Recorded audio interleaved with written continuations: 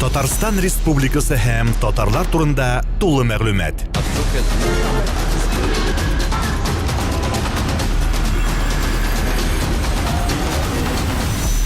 Татар информ мәгълүмат агентлыгы.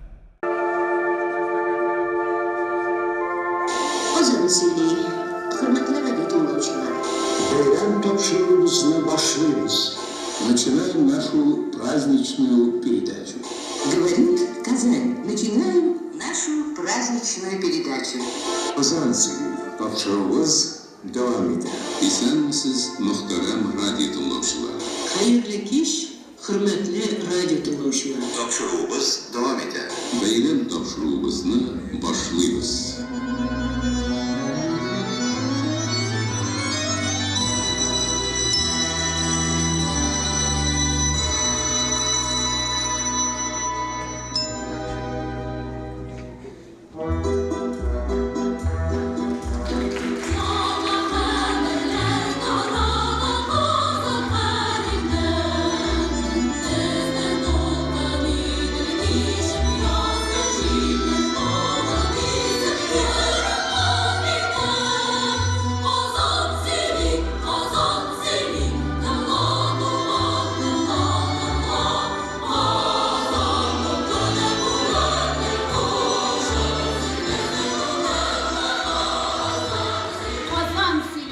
Говорит Казань. Bugün bu sizlerinin birinci tapır efirde yağmuruna 90 yıl. Да, ровно 90 лет тому назад, 7 ноября 1927 года, в этом месте, точно в это же время, впервые в эфире звучали сокровенные слова «Казан Сiri». Hem şu mizgilde halkımız tarihinde yama devir, Tatarstan radyosu devri başlanıp gider. И на этом историческом месте, в этот исключительно исторический момент, мы начинаем наш праздник. Tatarstan radyosunun bayram toyu kutlu bulsun. Kutlu bulsun Tatarstan, kutlu bulsun İdeliyor.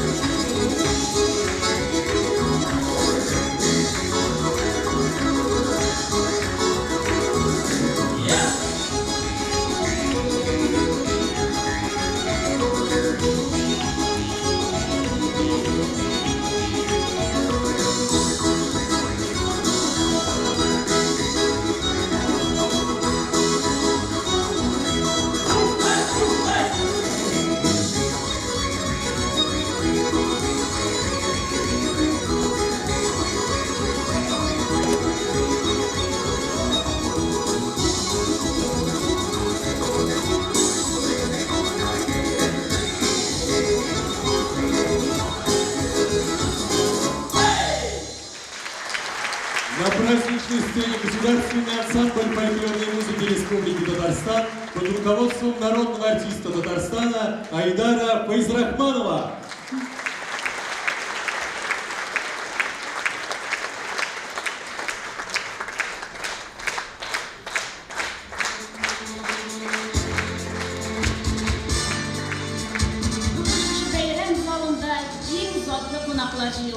Алар, hürmetli ветераннарыбыз, радиобыздың бүгінгі хезмәткәрләре.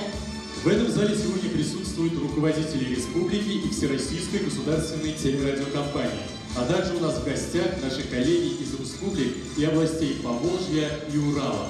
Һәм алар арасында безнең өчен иң кадерле кунак Галижәнәп тыңлаучыбыз.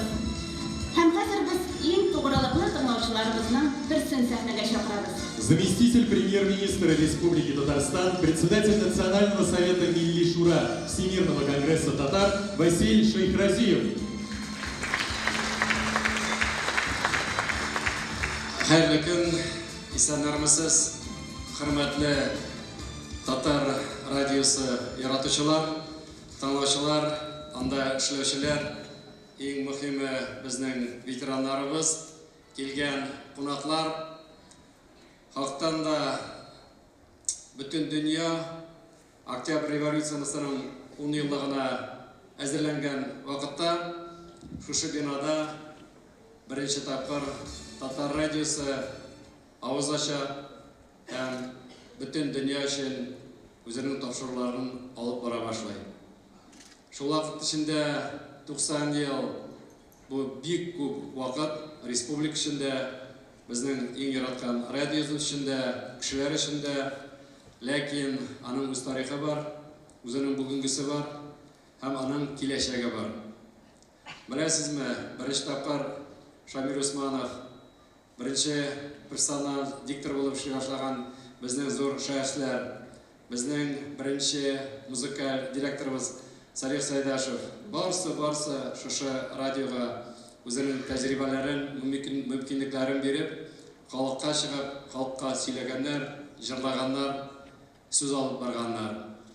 Без шушы радиозы шаша коллективизация вакытында, Бөек Ватан сугышы вакытында, шуннан соң экономика һәм ил күтәрелгән вакытта, безнең КамАЗ чаллы төзегәндә, безнең Чаллыда, Казандагы калаларыбызда күп кенә булган эшләр турында шушы радиозашанда белеп һәм горурланганбыз һәм үзебезнең Татарстанда яшәргә һәр вакытта теләгәнбез.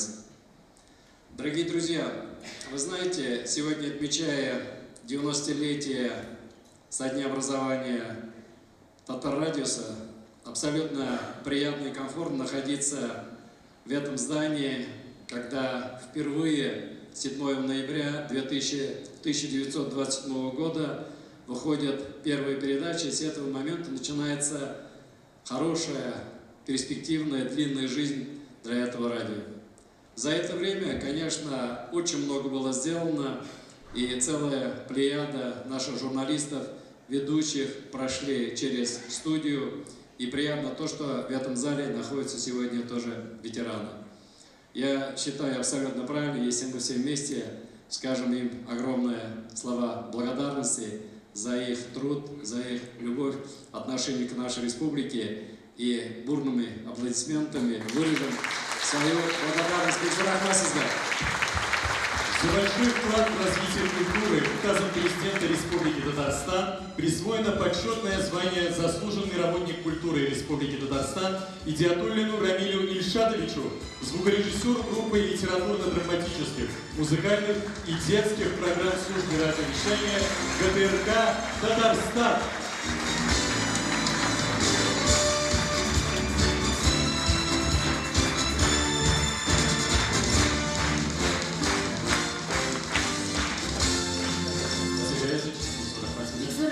Bizning tыңлаучыларыбызны хөрмәтләп килгәнегез өчен. Бәйрәм кичәсе дәвам итә һәм без сәхнәгә тагын бер шын ир-егетне чакырабыз. Ул безнең радионың яңа замандагы тарихында зур роль уйнаган шәхесләрнең берсе. У радио Татарстана можно сказать две даты рождения. Это 1927 и 2004 года. Именно в этот год ГТРК Татарстан вошел в состав Всероссийской государственной телерадиокомпании. И с этого момента началась новая веха в истории нашего радио. Бу елларда Татарстан радиосы яңа сулыш алды. Аның техник мөмкинлекләре артты, иҗат факлары киңәйде. Һәм монда хәзер сәхнәгә чыгачак кунагыбызның хезмәте бихисап. Встречайте, заместитель генерального директора, руководитель регионального департамента Всероссийской государственной телерадиовещательной компании Рифат Сабитов. Рифат Абдулбахатулы, Татарстан радиосының Мәскәүдәге ышанычлы дусты. Вечер, дорогие друзья, дорогие коллеги, ветераны. Особенно приятно в эти замечательные дни, когда мы отмечаем замечательный праздник, День народного единства, отмечаем 90 лет татарскому радио Татарстана. Это уникальное радио с уникальной историей. Вот, и символично то, что мы в этом театре сегодня встречаем этот замечательный праздник, поскольку отсюда началось вещание радио Татарстана. И радио Татарстана достойно несет те традиции, которые были заложены 90 лет назад. Сегодня динамично развивающееся, абсолютно современное, вместе с тем такое хорошее традиционное радио с самыми большими объемами среднеслушного вещания.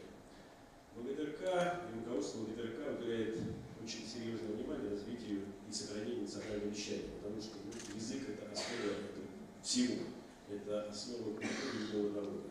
Для Татарстана это особенно важно. Я хотел передать слова благодарности нашему генеральному директору Борису Бородееву, всем ветеранам и ныне работающим сотрудникам радио Татарстана и поздравить с этим замечательным праздником. За многолетний плодотворный труд в области Это еще не культуры. все. Извините. Я вот передал слова благодарности поздравления Олег Борисовичу, хочу сказать еще несколько слов о радио Татарстана.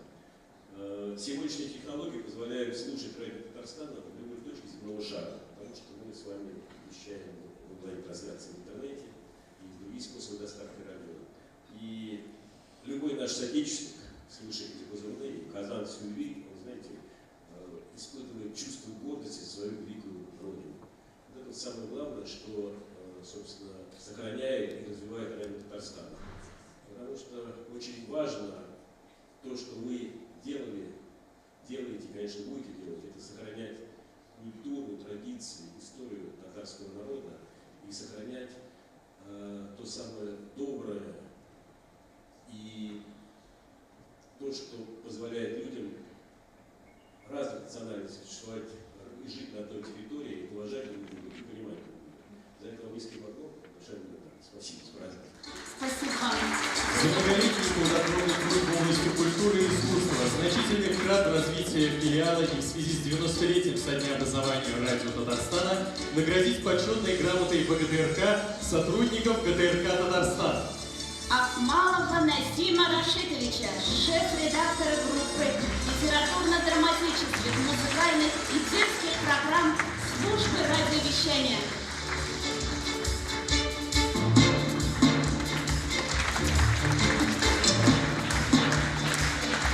Гафарова Рахима Абдрахмановича, ведущего программы группы общественно-политических программ службы радиовещания.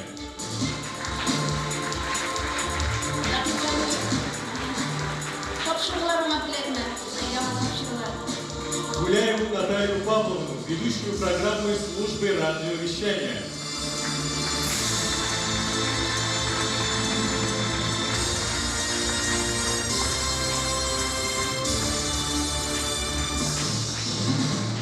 Абдуллаеву Нелю Фагимовну, главного бухгалтера.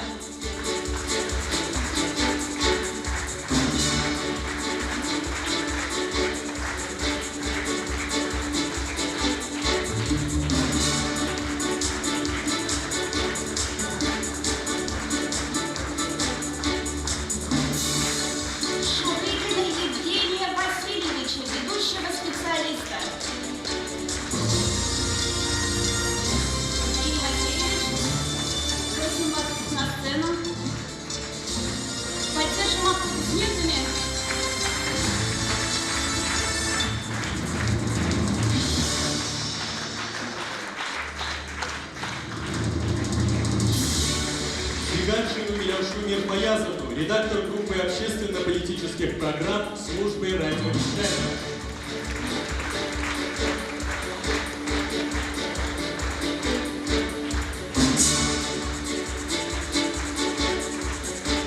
Нурмухаметову Гульнару Равильевну, ведущего программы группы общественно-политических программ службы радиовещания.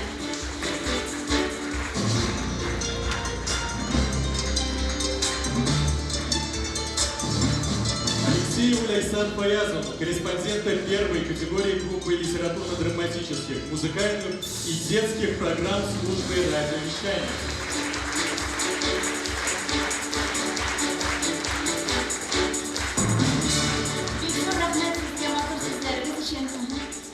Спасибо всем.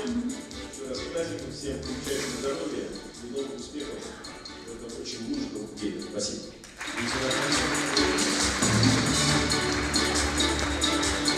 Для вас поет заслуженный артист Республики Татарстан Филюс Талхиров.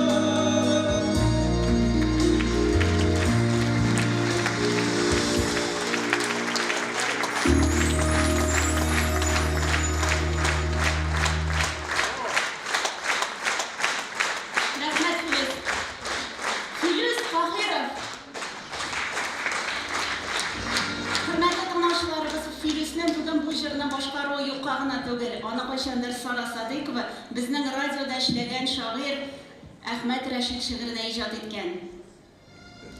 Һәм чыннан да безнең радиода эшләгән шагыйрьләрнең шигырьләренә язылган җырларны тупласам, дөньяда иң матур концерт булыр иде.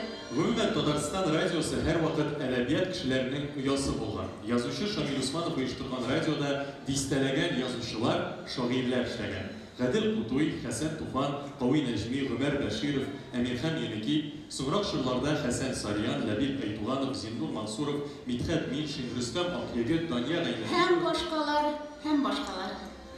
Ә инде радиога килгәләр йөреп хезмәттәшлек иткән язучыларны санап китсәк, 20нче гасырда бөтен татар әдәбиятын кузгатырга туры килер иде. Һәм безнең белән иң торып хезмәттәшлек иткән каләм ияләре арасында аерым хөрмәткә лаек кешеләр бар. Аларның берсе, әлбәттә, Татарстанның халык шагыйре Разил Вәлиев. Бүген ул безнең бәйрәмгә шагыйрь буларак та, дәүләт эшлеклесе буларак та килде. Каршы алыйк Татарстанның Дәүләт Советының мәдәният, мәгариф, фән һәм милли мәсьәләләр комитеты рәисе Разил Вәлиев.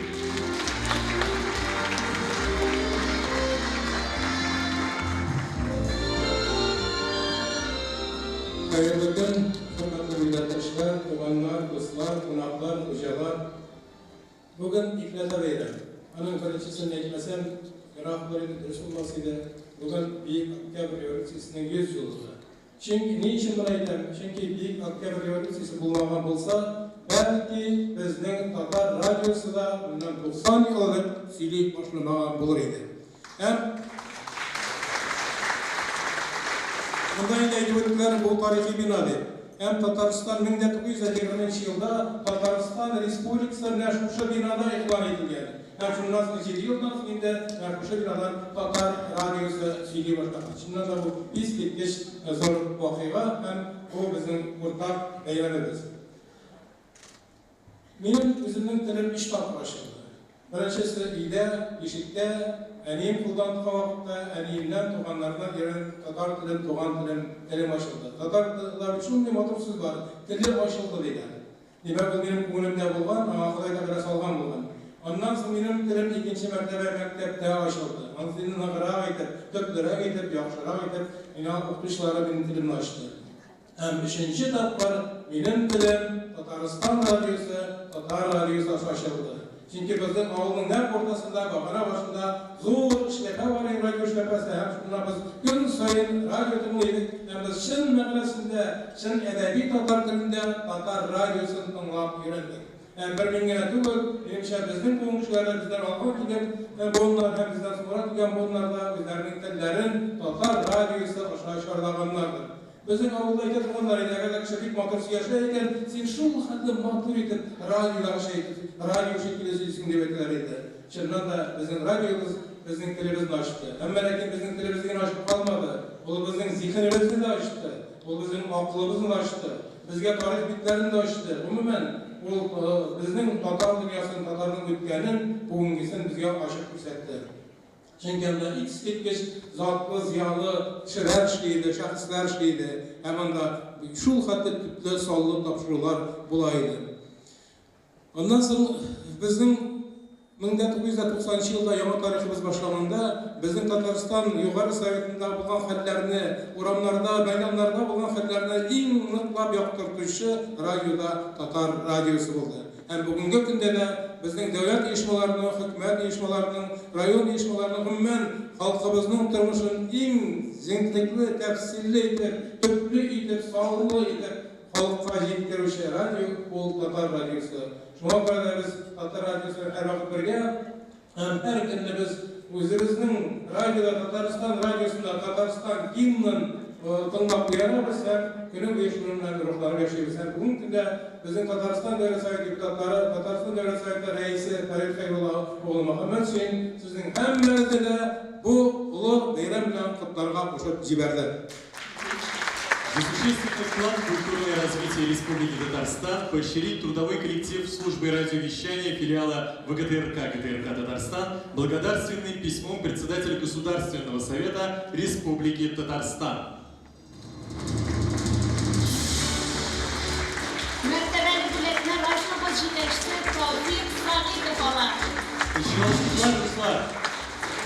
istelikli milletler. Biz Tatar Radyosu'nun tavsiye ağabeyden başka göz aldığına da getire almıyoruz.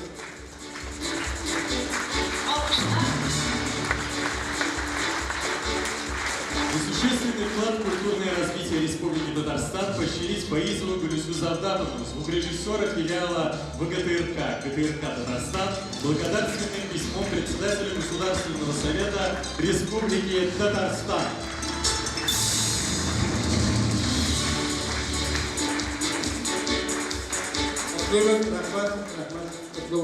Также почетный... Тагын бер котлауыбызны котлыйм инде, Назир Исмагилович. Почетной грамотой ВГТРК наградить ведущего специалиста по кадрам Абубакирову Зульфию Хайдаровну.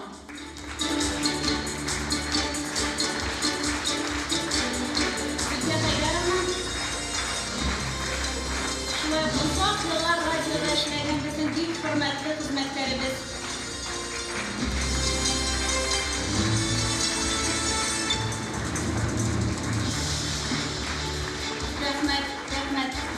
Монысы менің шығышын рәсми өлші болды, менің шағыр деп айттылар, Атастанның халық шағыр деп айттылар. Мұнда келер алдыннан бір сағат іліккені әлемін бір шыңғыр яздым, шуны сізге оқып, зімнің шағашымды тәмамлармын. Біздің язмыш қаплы, біреу яқлый, біреу қаршы, яқлаушығыз, сақлаушығыз, Татарстан радиосы. Туған тілім ең зор байлық, келмияны еш жуясы, ол байлықты ишайтуші Татарстан радиосы.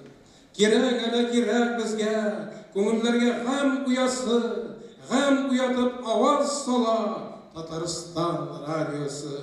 Шақырау өз янына, милли жанлы қардаш досны, сен яшасаң, татар яшар Татарстан радиосы. Biz yaşasak, sen yaşarsın Tataristan radyosu. Kutlu olsun.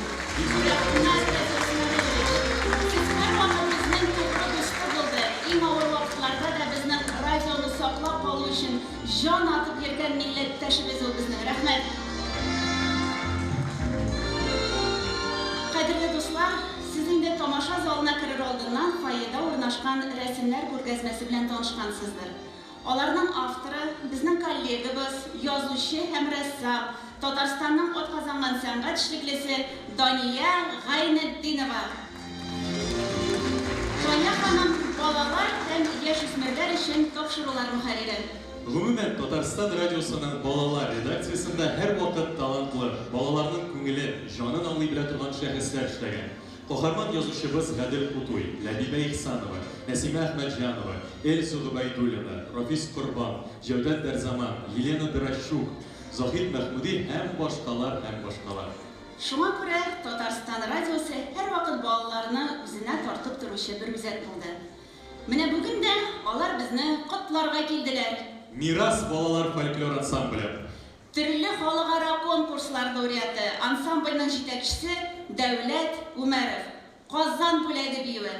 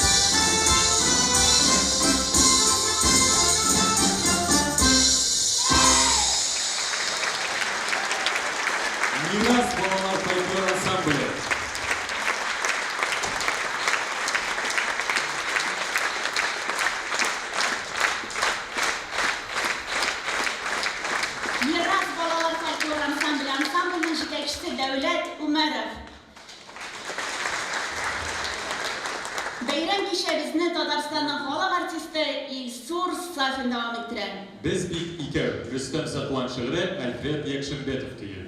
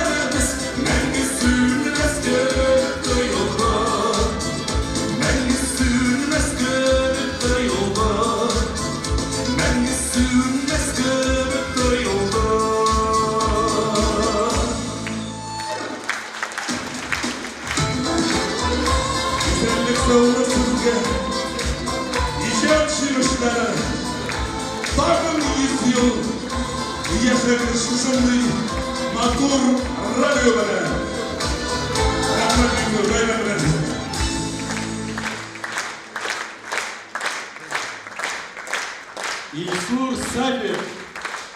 Рәхмәт. Илсур абый безнең радионың һәр вакыттагы дусты булды. Һәм хәтта безнең туган көнендә 55 яшьлек юбилеенда да ул безнең белән котлый әле үзен.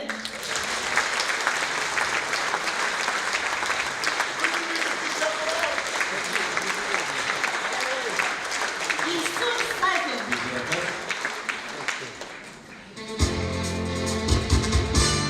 Программа «Татмедиа Республика Матбугат һәм оммави коммуникацияләр агентлыгы ярдәмендә әзерләнде. Программа создана при поддержке Республиканского агентства по печати и массовым коммуникациям «Татмедиа». Татарстан радиосының күп кенә тапшыруларын да шушы сүзләр белән тәмамлана. Хәзер сәхнәгә кем чыгарга тиешлеге әйтмәсәк тә аңлашыладыр. Заместитель руководителя Республиканского агентства по печати и массовым коммуникациям Татмедиа Ильдар Миргалимов.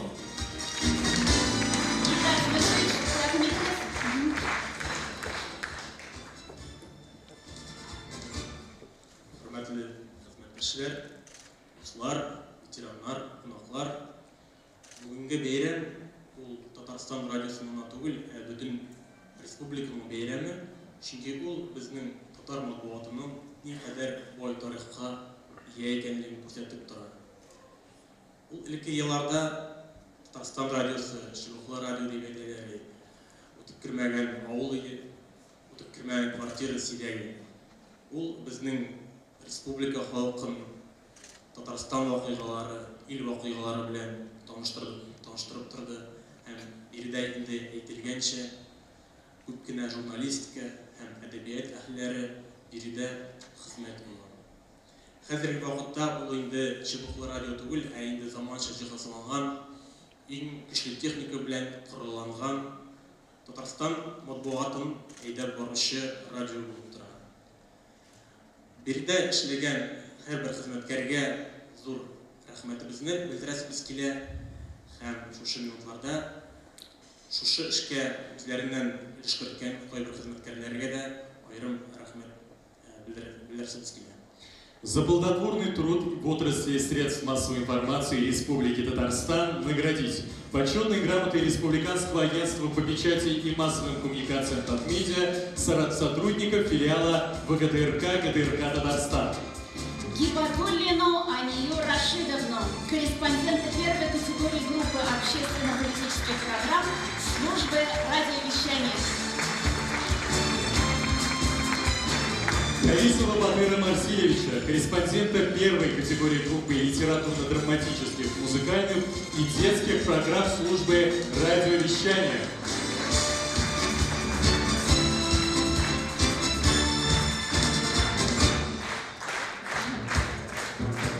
Рәхмәт сезгә бик зур, рәхмәт матур теләкләрегез өчен.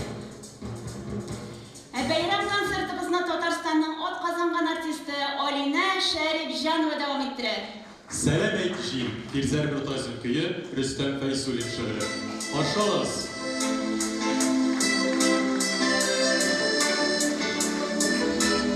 Бәйрәм белән сезне.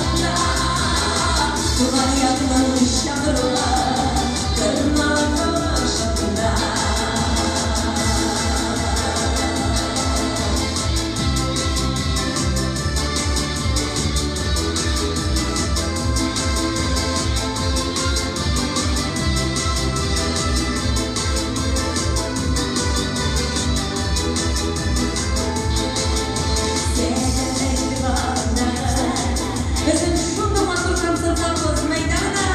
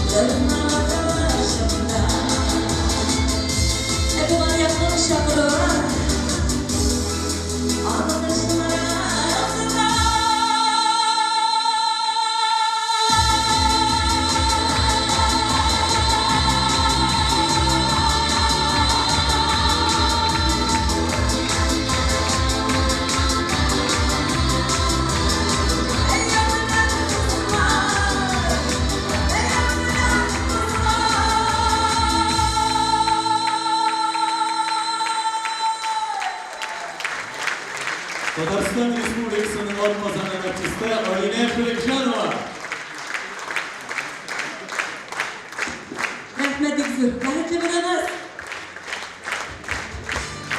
А наш вечер продолжает директор государственного бюджетного учреждения «Безопасность дорожного движения» Ривкат Минниханов.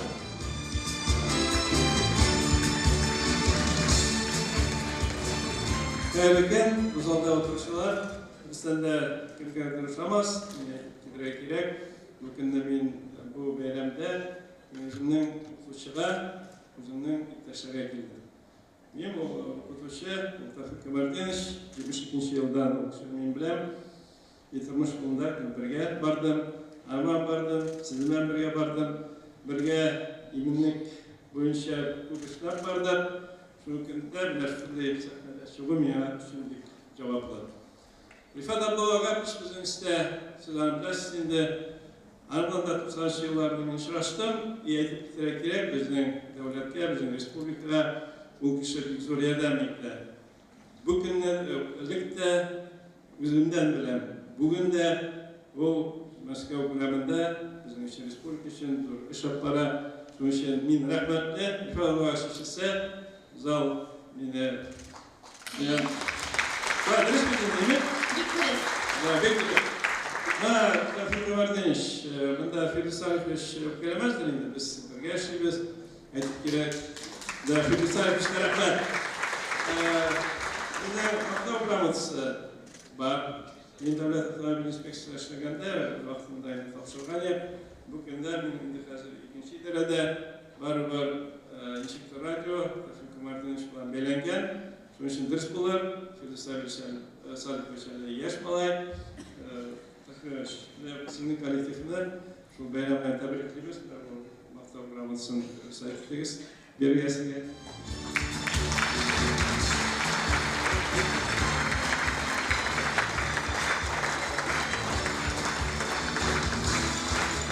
Протокол дня, когда будет человек.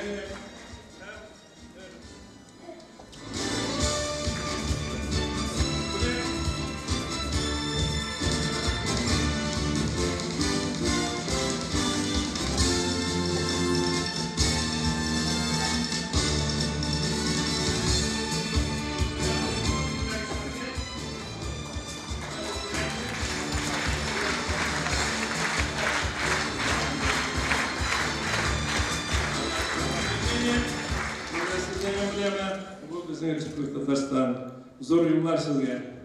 Zor etmez.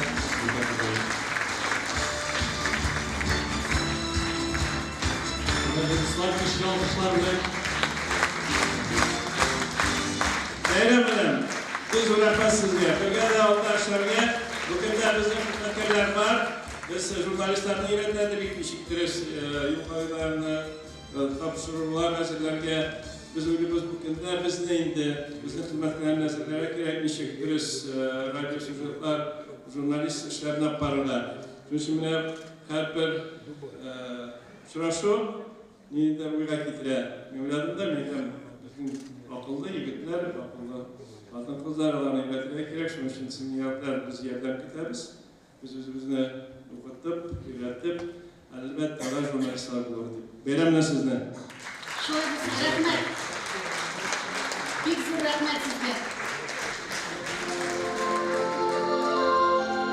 Эфирде Яңа көн информацион-музыкаль панорамасы.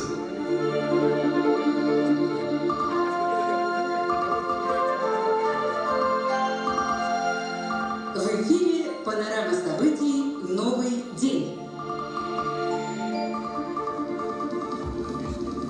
Утро 6:00. Каждый день точно в это время на волнах нашего радио звучит гимн Республики Татарстан. И начинается информационно-музыкальная панорама «Яңа көн» – «Новый день». Bu vaqtda eng motor jillar tinglovchilarni ishga, xizmatga chaqira, kun bo'yina yetarlik ilhom beradi. Да, Гульнас, вместе с песней в программе обсуждаются самые разные насущные проблемы нового дня. Это и сельское хозяйство, и промышленность, социальная сфера, культура, образование. Руководители республики, представители различных ведомств, депутаты ежедневно общаются со слушателями, обсуждают проблемы. Бывает, иногда и подвергаются критике. Один из таких желанных гостей в нашей студии, никогда нам не отказывающий. И никогда не опаздывающий на эфир. Заместитель министра сельского хозяйства и продовольствия Республики Татарстан Ришат Хабипов.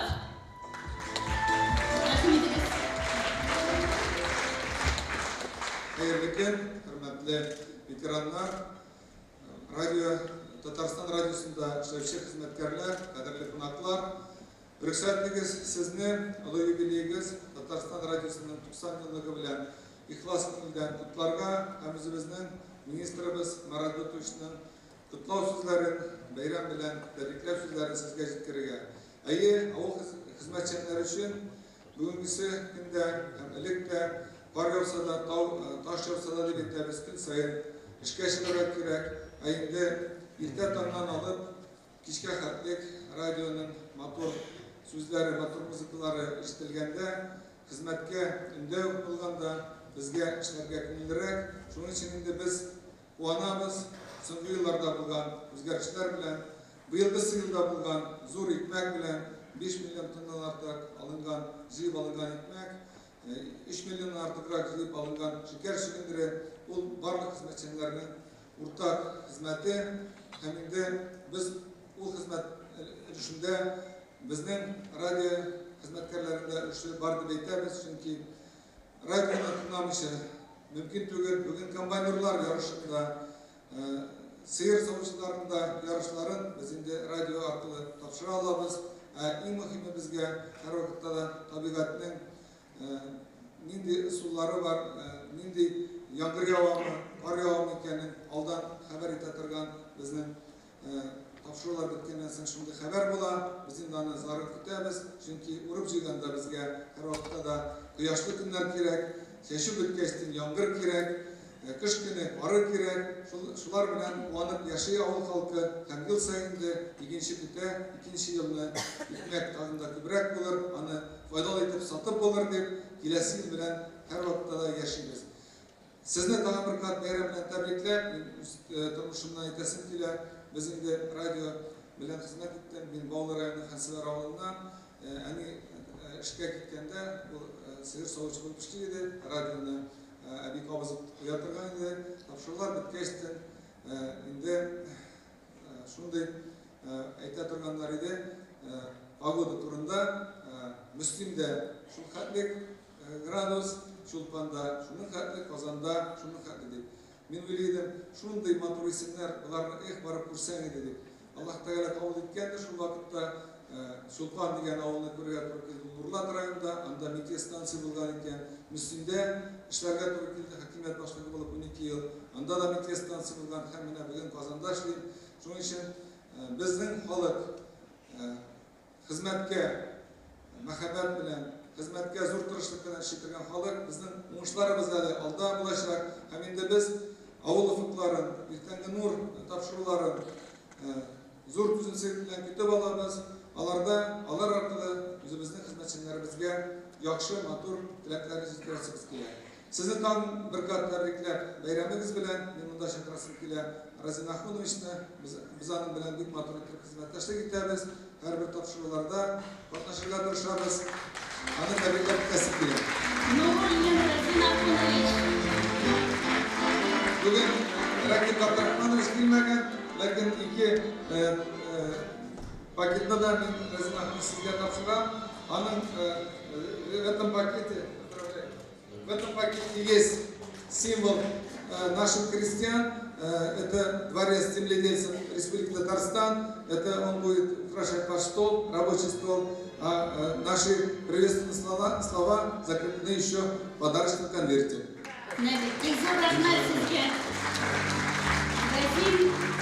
Нуруллин һәм Ришат Рәшитович бик зур рәхмәт сезгә матур сүзләрегез өчен. Менә бит үзенә дә радионың бәйрәмендә катнашырга да насыйп булды әле. Хөрмәтле тамашачыларыбыз, безнең бәйрәмне виртуоз гармончыбыз Ринат Вәлиев дәвам иттерә. Пожалуйста.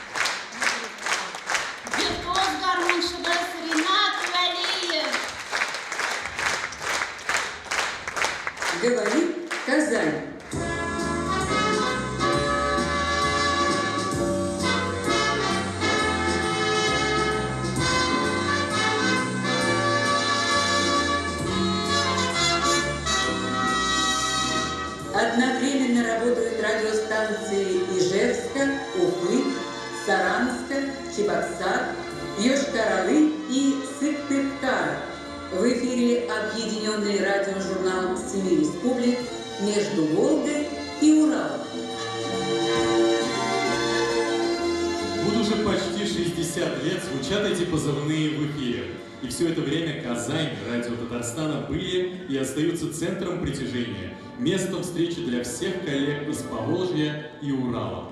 А после вхождения в состав ВГТРК мы находим все больше и больше друзей-единомышленников по всей стране. Вот и сегодня даже по именам наших гостей, руководителей региональных государственных телерадиокомпаний, можно было бы составить карту всей Российской Федерации. И мы приглашаем их на сцену. Азамат Салихов, Башкортостан. Встречаем Мария Митшева, Мария. Вера Кадырова, Удмуртия. Ирина Русских, Кировская область. Екатерина Конюка, Чувашия. Галина Степаненко, ГТРК Волга, Ульяновск. Оксана Чубай, Пенза. Михаил Ткачев, Калмыкия. Назарий Зеленый, Нижний Новгород. Грановская Наталья. Лариса Мурашова, Оренбург. Дмитрий Петров, Саратов. Встречайте наших гостей.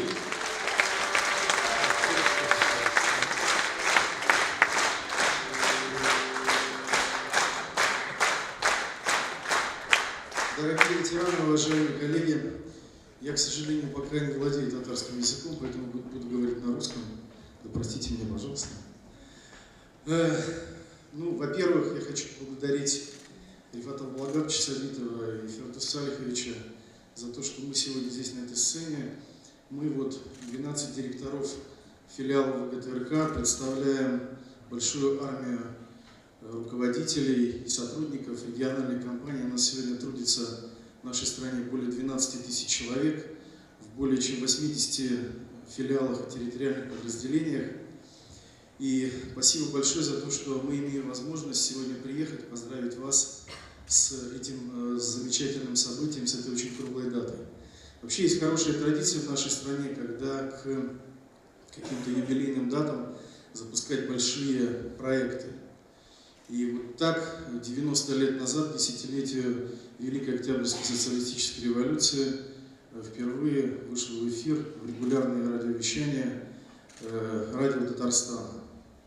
Сегодня произошло не менее знаковое событие к 90-летию уже радио Татарстана, ГТРК Татарстан. Сегодня наши руководители нажали кнопку и запустили новую эпоху, новую эру цифрового телевидения и радио в Республике Татарстан. С сегодняшнего дня все жители Республики Татарстан могут смотреть как цифровые программы ГТРК Татарстан, телевизионные, так и радийные. Радио России с сегодняшнего дня с региональными вставками имеет возможность слушать все радиослушатели Республики Татарстан.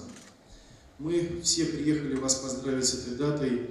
Я хочу от наших коллег пожелать, в первую очередь, ветеранам доброго здоровья и долгие лета, чтобы вы могли гордиться теми заслугами, которые сегодня завоевывают ваши и наши коллеги, сотрудники службы радиовещания ГТРК Татарстан. Ну а нашим коллегам пожелать творческих побед, успехов, не останавливаться на достигнутом. Ура! Большое спасибо. Спасибо. Большое спасибо всем за то, что нашли время, приехали на наш праздник. Спасибо вам. Руководители региональных ВГТРК приехали к нам с самых различных уголков нашей большой страны. Наши коллеги из Поволжья и Урала. Поет заслуженный артист Республики Татарстан Рустам Асаев. Я люблю тебя, жизнь. Рустам Асаев, пожалуйста. Я люблю тебя, жизнь, что само по себе иного. Я люблю тебя, жизнь, я люблю тебя снова и снова. Вот уж окна зажглись, я шагаю с работы устала. Я люблю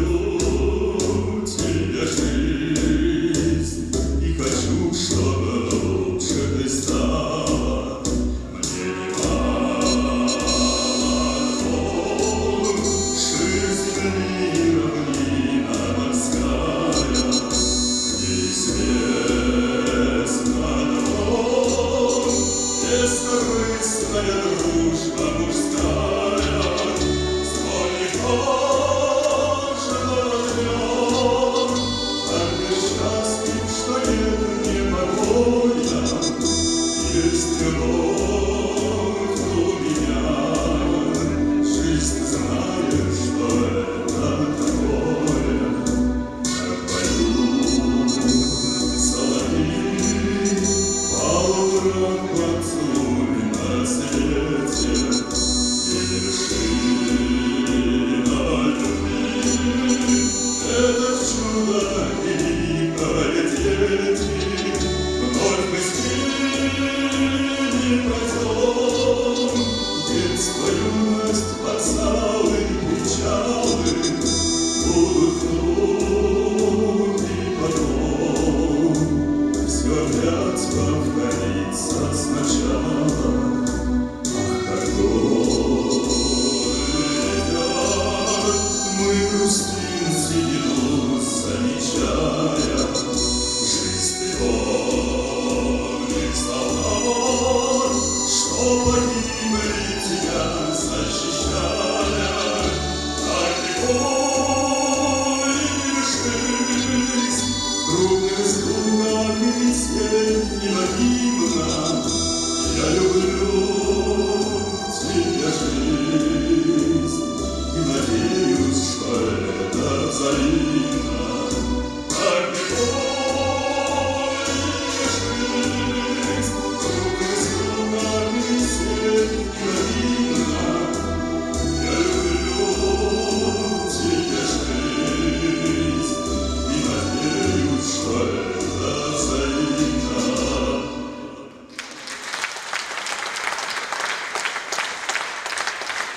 С праздником вас, дорогие товарищи! Бәйрәмнәр белән сезне, Мирза. Татарстанның атказанган артисты Рөстәм Асаев.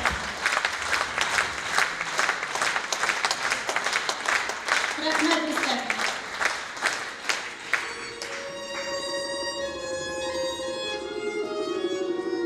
Бүгенге кичәбез шатлыклы да, сагышлы да.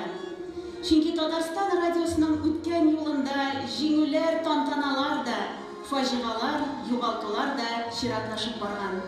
1927 елда, менә шушында, театрга өйдәш булып ачылып Карл Маркс урамындагы зур бинада, Хәзер анда милли китапхана урнашкан. менә шул бинада куәтләнеп киткән радио 30-нчы еллар ахырында үзенең абруен югалта бара. Хокуклары кысылган автономияле республиканың радиосы да кысыла. Ул Максим Горький урамындагы кечерәк бинага күчерелә. Радионы оештырган легендар хәрби җитәкче, язучы Шамил Усманов нахакка гаепләнеп Сталин төрмәсендә харап ителә. Аннары сугыш. Сугыш елларындагы батырлыклары һәм фидакар хезмәте өчен радионың 8 хезмәткәре Ленин ордены, 10 кеше хезмәт кызыл байрагы, 16 кеше кызыл байрак орденнары һәм тагын 16 кеше почет билгесе ордены белән бүләкләнә. Аларның исемнәре радиобыз тарихына, халкыбыз тарихына бүген дә якты биреп тора. Ватаныбыз азатлыгын яклап, ут эченә кергән, яисә микрофон алдында җиңү тагын якынайткан каһарманнар инде арабызда юк. Кызганыч алардан эстафетаны кабул итеп, гомерләрен халыкка хезмәткә багышлап, күп кенә өлкән ветераннарыбызның исемнәрен дә без инде юксынып искә алабыз. Җыр тыңлап, сагышларны басыйк, җыр тыңлап, хатирәләр яңартыйк. Татарстанның халык артисты, безнең хезмәттәшебез Рафаэль Ильясов. Башкорт халык җыры Сандугач.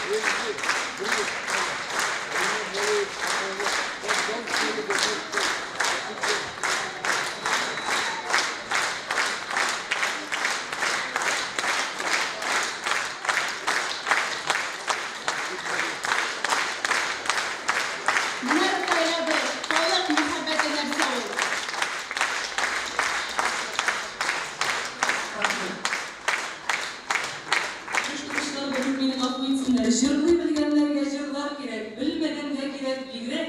Жырны табулары кыйын түгел, жырны югалтулар дип беләләр. Абайлабый, Тәртип радиосының 2 яшьлегенә килеп җырлаган вакытта нәзер булып калмасын дип чыктым мин бүген. Сезгә шулкадәр шиксез рәхмәтләрне юбилейга килеп әйтермен дигән сүз бар иде. Гасырга якын татар халкының мәдәниятен, әдәбиятын, мирасын, тарихын барлаган һәм бүгенге көнгә китереп җиткергән Татарстан радиосының бүгендә яшәве нәкъ менә сезнең кебек шәхесләрдән тора. Шуңа күрә бу алкышлар да моны раслады. Чын күңелдән, ихлас йөрәктән Тәртип исеменнән мин сезне тәбриклисем килә. Чөнки мин Тәртип радиосын, Татарстан радиосының бердән-бер кечкенә гомере күпме икәне билгеле булмаган баласы дип саныйм. Ләкин сезгә ошап, сездән үрнәк алып тотынган эшебез безнең дә хәерле сәгатьтә алда дәвам итсә иде. Бик зур рәхмәт сезгә. Насыйп булсын сезгә дә. Булганыңыз өчен һәм әгәр дә инде тәртипле халык югалмый, татар тәртипсез була алмый дип без сезнең үрнәккә тәрбияләнеп, алга таба да эшне дәвам итәргә телибез. Бик зур рәхмәт сезгә. Ризалә Исмәгыйлова, Тәртип радиосы.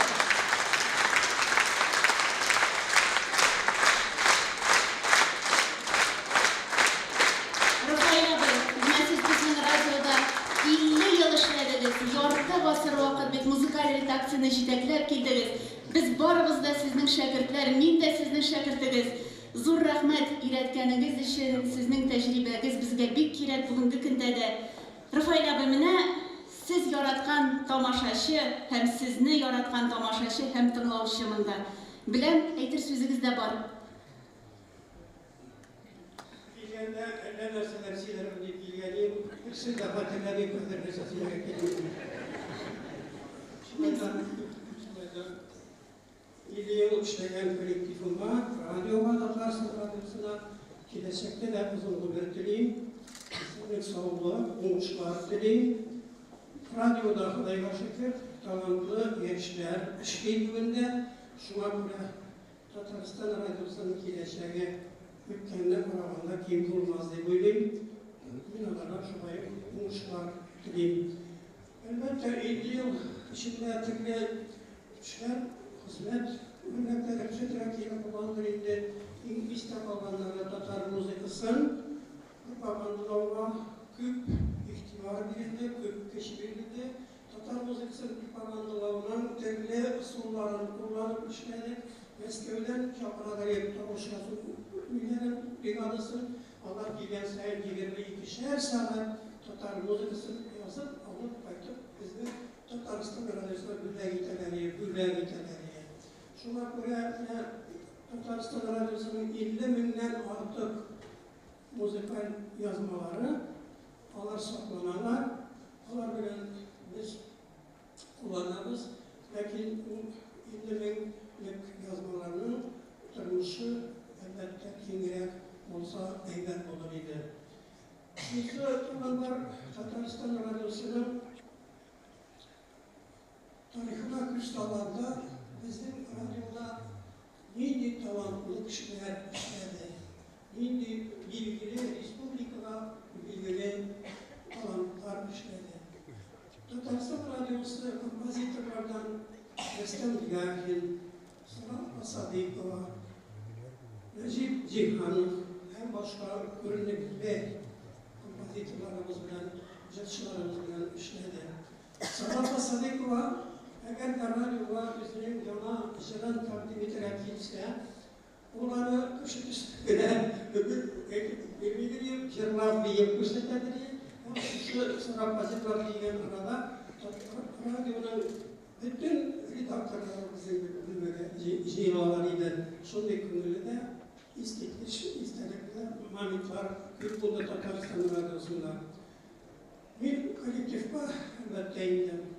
Uğuşlar dileyim, isterlik sağlık dileyim, onlara milletimizge mutlu, tecrübeli, müzikal yerden propagandası geçtiler. Rahmet ihtibarınızla. Рафаэль Ильясов. Рахмат, Рафаэль. Намерена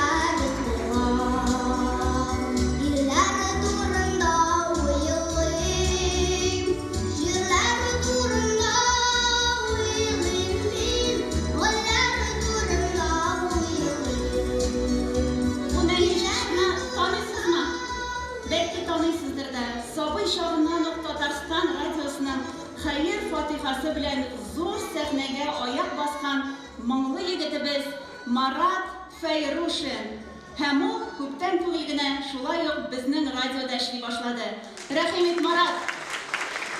Әйт, дускаем, әйт. Сара Садык музыкасы, Рәгыйдә Янбулатов шигыре.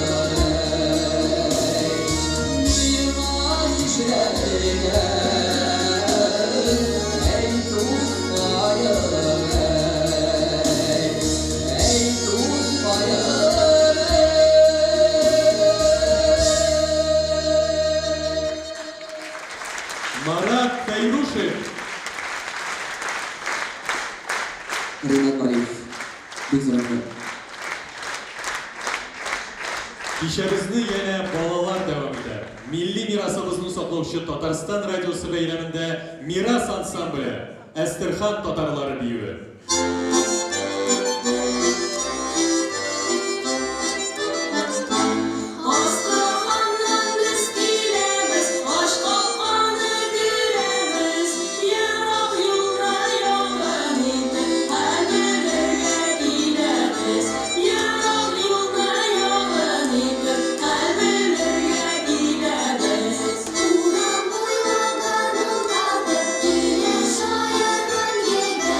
Teresa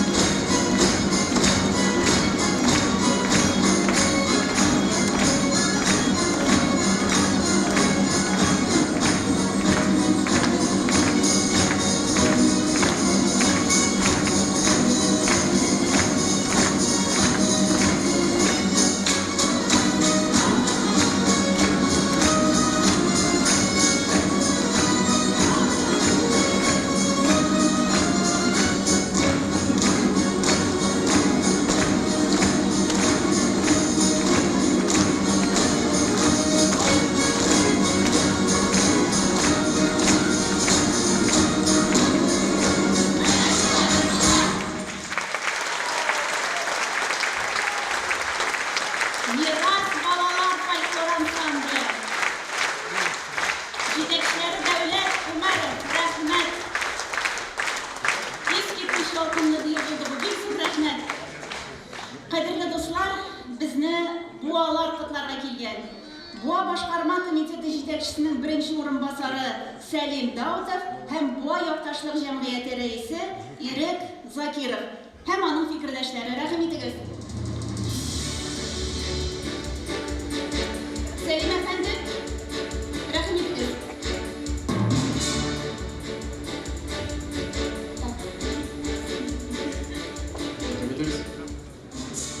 Һәм Ирек Закиров. Буалар.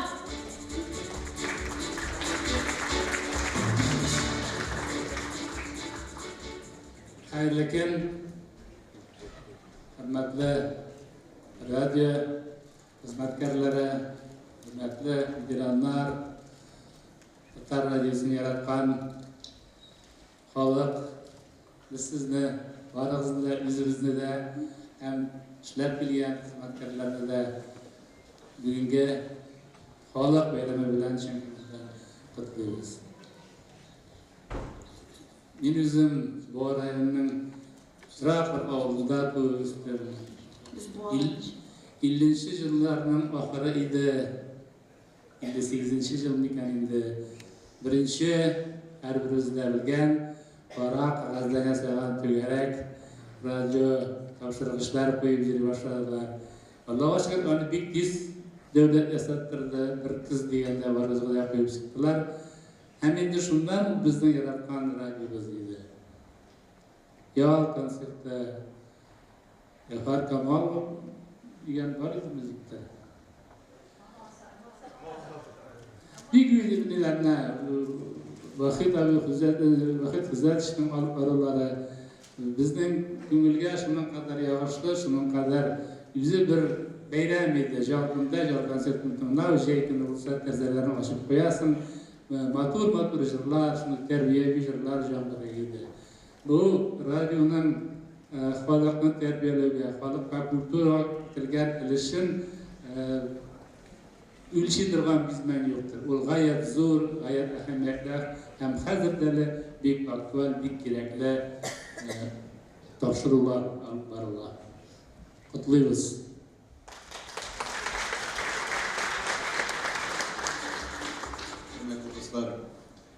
Bugün zor yubiley Tatar Radyosu'nun. Tatar Radyosu ehemmiyetli bir radyo. Her gün algılandırıp rayonlarının, avullarının bütün iktisadi, bütün işleri boyunca haberlerini, onların ırkı problemlerin barısında halka yetkirip, halka silep şularını yetkiredilen bir radyo sanıyoruz. Hem de bu yubileyga bu rayonun halkı isminden, bu rayonun başlığı Marat Azatçı isminden, hem de özümüzden isminden anı kutlavurga girdik. Hem de onlarga kolektifka zor uğuşlar dileriz. Tağında uğuşlar olsun, esenlik, eminlik.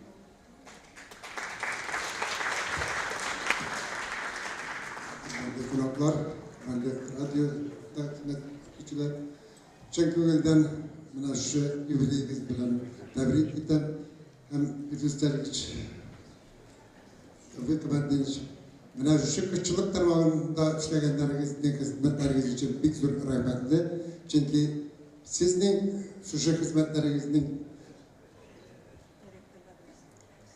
bek motor edip sili alıyoruz. İşimizni kürsete alıyoruz. Pek zor rahmet. Mana şu ateş yılında, mana şu ateşini üstəlik aldığı günlerde de bek motor edip barsın işleriniz, uğuşlar, esenlik, sağlık, kolektivinizge pek zor rahmet.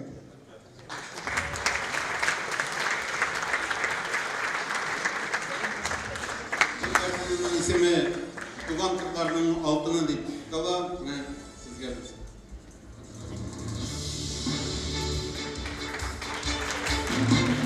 Tenge Seventaltı'da Tatarstan Radyosu işlibaşı hem ateş işlibaşı. Alar kalleyle şuna kadar ateş bile gitti.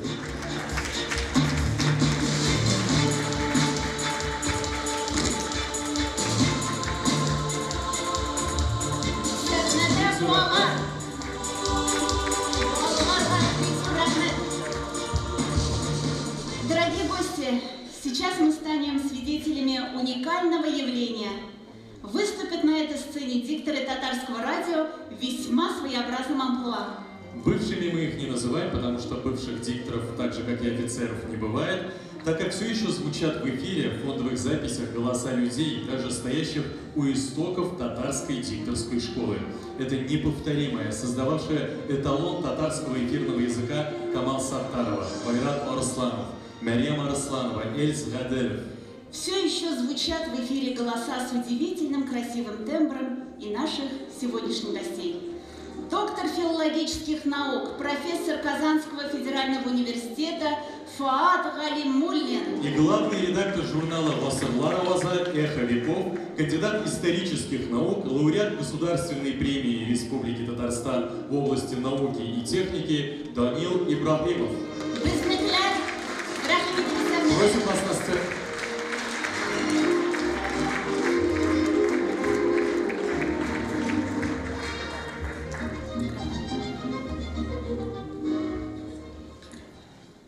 Күзгі жейлер, яфрақларының сыңғыларын жерге сілер. Қарағаш яңғыр ява, бик яман су әлмені. Шул ямаслы күзгі күнне таныш тауыш құтқи бізні. Ол қайырлы ерте тілейді, тыңлағыз қазан сөйлейді. Келіп кірді дусларына, бик сағынған шақтарына, алып кетті қазанына, шалғы қаны яқларына, еркеледі құлағына, әткені кәм тілі білен, Салих Сайбашев жырларын алып келді өзіне. Шушы мұңнар ұзата бара, елларымның бағышында, алар жылы ағыл болып кірген менің yazmışıma. Бүгінде мұнсу көңілімді, бұл таныш мұңларға көңді. Ақ бақытлар тілей-тілей, тыңлағыз қозаңызы.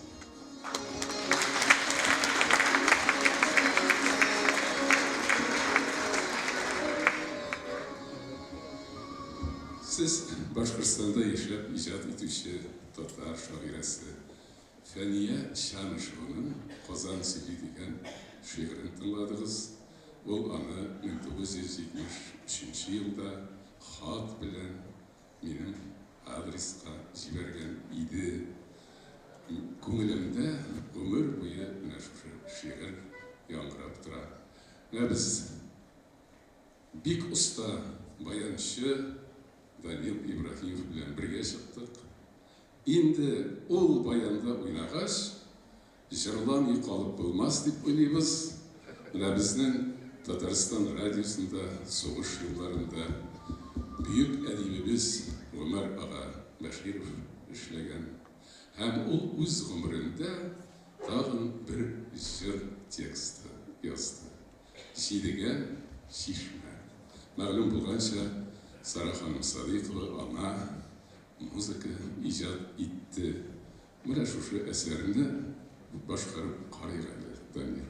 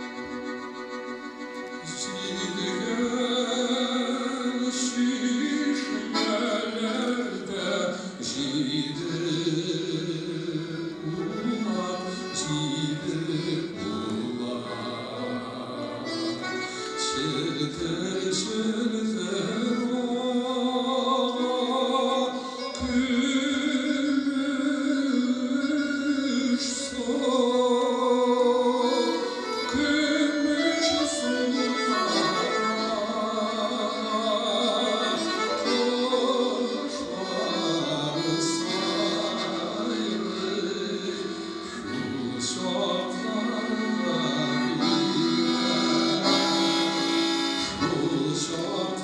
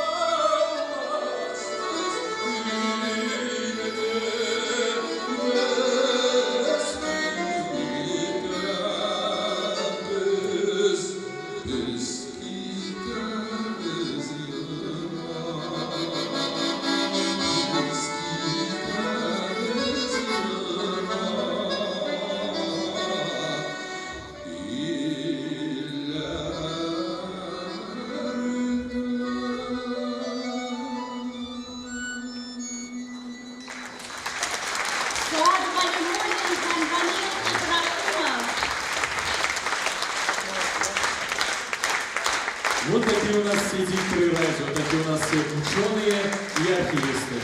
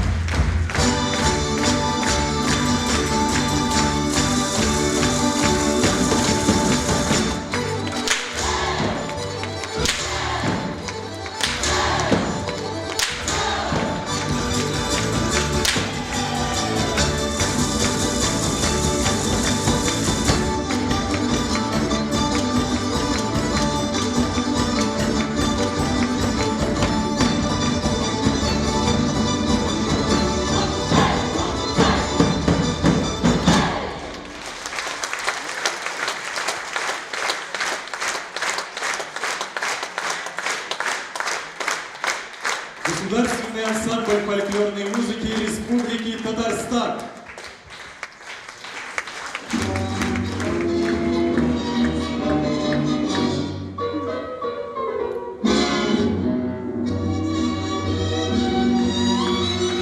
Сәхнеде Татарстан радиосы коллектива.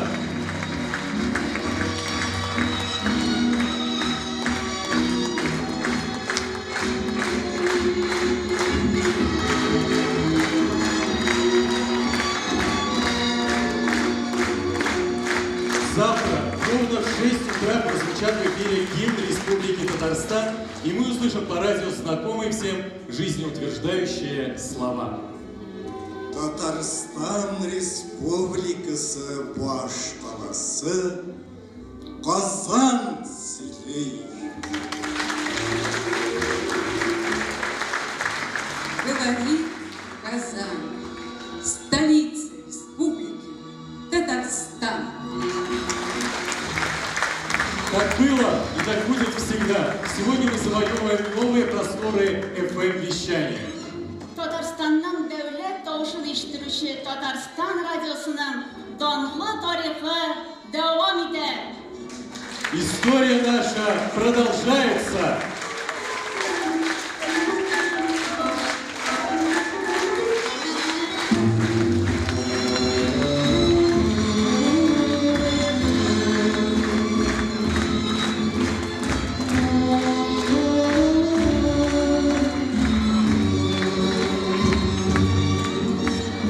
Татарстан Республикасы һәм татарлар турында тулы мәгълүмат.